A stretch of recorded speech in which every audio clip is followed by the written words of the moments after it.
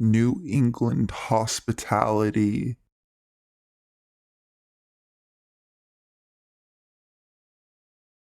I grew up in a small town in northern New England in a house from the 1800s that was once a tavern frequented by coaches on the way to Canada. Our house was the only property at the end of a steep dirt road that snaked into the woods. Our nearest neighbor owned a small farm that sold vegetables, firewood, maple products, and the hay that he grew in the many open fields along the main road. The farmer was in his early 50s and he had a younger brother in his late 30s who operated a small sawmill about a mile from our house. I remember him as being nice, handsome in retrospect, tall and lean with a deep tan and a broad smile. Like anyone in a small town, we got to know of him through chance encounters around town and gossip passed down from friends and acquaintances. Most of the gossip centered around his rapid turnover of girlfriends and the strained relationship he had with his brother, our neighbor. He had a large Airedale Terrier named Maple that was always wandering along the road and patrolling the farm. She escorted me when I walked home from school and joined me when I went exploring in the woods. I was nervous around big dogs, but I loved animals and was flattered that she was so protective of me. He often drove past in his pickup when I was walking home from school or the library. It seemed like each time he idled the truck to say hi, he'd extend a different invitation. Sometimes he'd invite me to come visit and help him plant in his greenhouse. Other times he'd offer to show me the sugar house he shared with his brother. He had a man-made pond behind his house, and beginning in the early summer, he'd remind me that my parents and I could come swim in it any time. I didn't think his behavior was strange at all. I was a sheltered 10-year-old girl and painfully shy, especially around men. The only reason I didn't take him up on any of his invitations was because talking to adults in general made me nervous, trip over my words, and sound amazingly stupid. That summer, the afternoon heat reached a dizzying peak, and I started making the dusty trek to his house to cool off in the pond. I had a hideous lime green Land's End one-piece on that I hid under shorts and a t-shirt until I could change in the privacy of the beech trees by the pond. The first few times I went swimming, I wasn't even aware of him being home. The house was dark and quiet, and I just assumed he was working. After each swim, I had to walk back up a steep hill through tall grass that hid the pond from the road. There was no way to get back without cutting through his backyard. As the summer wore on, he was home more and more and began to block me on the path to give me gifts. Quarts of maple syrup, sunflower seedlings from the greenhouse, etc. I didn't think much of it because he always told me that the gifts were for me to share with my parents. Still, I never told either my mom or dad about him because I technically wasn't supposed to walk that far away from home. One day I stayed at the pond late into the evening. As I was walking back up past the house, he came out from the darkened screened porch that overlooked the pond. He seemed feverish. The whites of his eyes were unusually large and bright. He put his hand on my shoulder and gripped it hard. He said that I looked tired and that I should come inside to have a snack, and then he would drive me home. He tried steering me inside the house. I started fumbling for excuses. I told him that I had to get home before dark or my mother would ground me and I wouldn't be able to swim at the pond anymore. His face darkened, but he relented. He said that at the very least he should drive me home. I was hot and exhausted, and his grip was far too strong to resist as he guided me to the truck. Almost immediately after I climbed into the passenger seat, Maple appeared from nowhere and leapt into the cab. He scolded her and tried shooing her away. That was the first time I had seen him genuinely angry, so much so that the muscles of his jaw roped under his skin. Maple ignored him, sitting on the floor by my feet and resting her head on my lap the whole ride back to the top of my dirt road. That was the last time I went swimming at his pond. One night that October, driving back from a fair with my parents, my dad's cell phone rang. For a while, he didn't say anything at all. Then he began to speak in a low, anxious tone with my mother. I couldn't make out what they were saying from the back seat. I finally wrenched the story from my father after days of prying. The man had died in an accident at the sawmill. His leg had been nearly severed at the thigh, and he bled out. No one had heard his cries for help. It wasn't until several years later that I unearthed the whole truth. When the police came to his house, they found a huge collection of child pornography. To this day, I still wonder if he would have driven me home if Maple hadn't jumped into the front seat of the truck.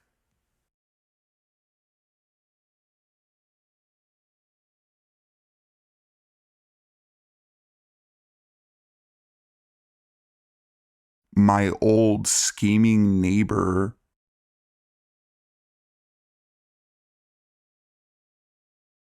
This story includes a lot of paranoia, and it may be a long shot, but here we go. My family and I lived in a nice house in a relatively friendly town from the time I was 6 until I was 11. The town was generally safe, other than the time some guy tried to lure my sister into his car. From the day we moved in, the neighbors across the street hated my family. We were never quite sure why, but we figured it was because my mom had accidentally parked on their side of the street the first time we visited the house. Regardless, we embarked on a 5-year battle with them that continued back and forth until the day we inevitably moved out. But the story comes from the strange and somewhat creepy / unexplainable things that occurred while we lived across the street from them. The father / husband of the neighbor's household was in his mid-40s. He was bald and gave off kind of a creepy vibe. He would always stare at his teenage daughter, or my mom. For the sake of the story, we'll call him Joe. Joe's father was important to the township for some reason. This meant that Joe pretty much thought he ran my street, neighborhood, and basically anything within a 2-mile radius of his house. So, he did whatever he pleased. This included taking my mom's parking spot, cursing and yelling at her, staring at us, and giving us dirty looks. He accused us of messing with his cars after we lived there for 2 years, but we ignored it. Of course, we hadn't touched his vehicle, but he was willing to do anything to make us move out. About a year and a half before we eventually did leave the street, things took a turn in our little feud.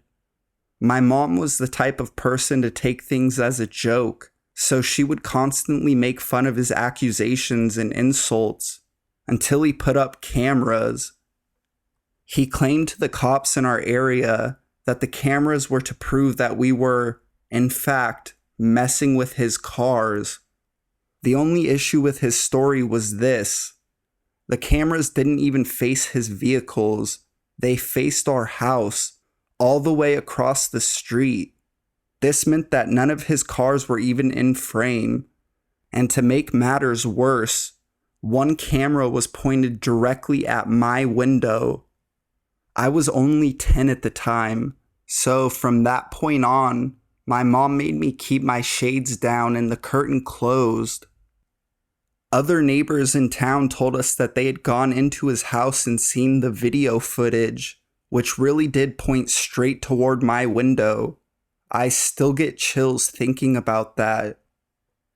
As if the cameras weren't bad enough, there were various points in which my basement would be broken into and holes would be drilled into the pipes.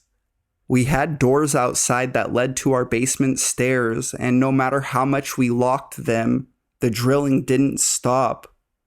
We eventually had to nail wooden boards to the entrance. A few months before we moved, my mom had come home from the store late one night to see someone jumping from the fence that separated our yard from the street. The guy just stayed in his car and stared at her. To this day, my mom is convinced that all of those things were just tricks Joe was pulling to get us to leave. They worked. Joe, let's not meet again, because quite frankly, you're creepy, even if you didn't hire people to break into my house and basement.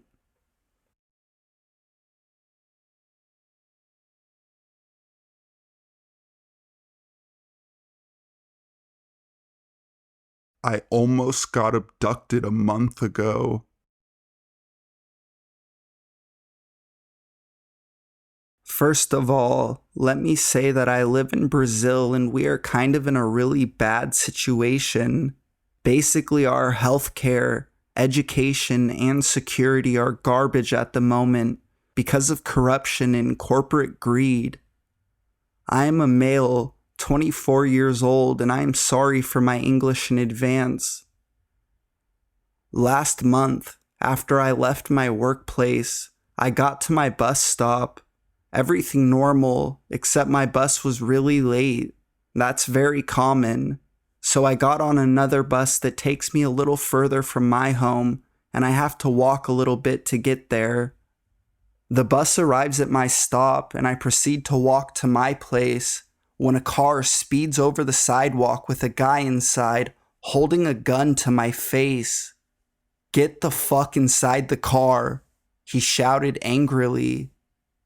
Now, with the jump scare, I drop my headphones as I am always listening to music, so I proceed to get near the door and pick up my headphones at the same time. "Hurry, motherfucker, get in the car." He was getting very impatient, and suddenly, while I'm holding the door and trying to open it, I see a blind spot.